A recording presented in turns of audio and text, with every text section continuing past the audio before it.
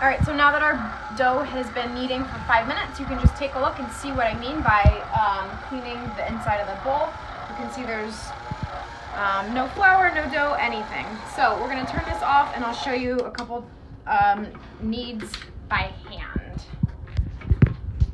So we'll just put all this out onto a slightly floured surface.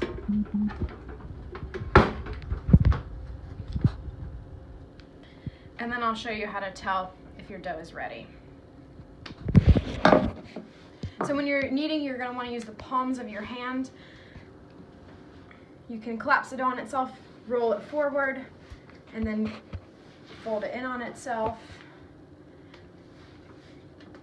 and change the direction multiple times. You can also use your knuckles if that's easy, but you really want to put the whole weight of your body behind kneading dough. And it's not an activity for your fingers, you want your palms involved.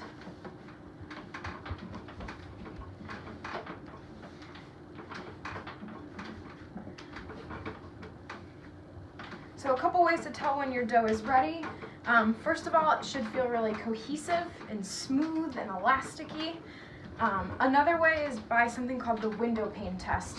So we can try that now to see if it's ready. You just take a hunk of your dough,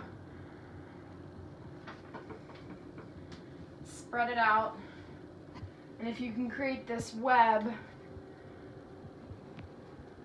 and have light shine through without your dough tearing, it's ready. So mine could go for a bit longer. You can see my dough is starting to tear. So I'll continue kneading it for about a couple more minutes. This is a large amount of dough. If it's easier, you can divide it in two and tackle one at once.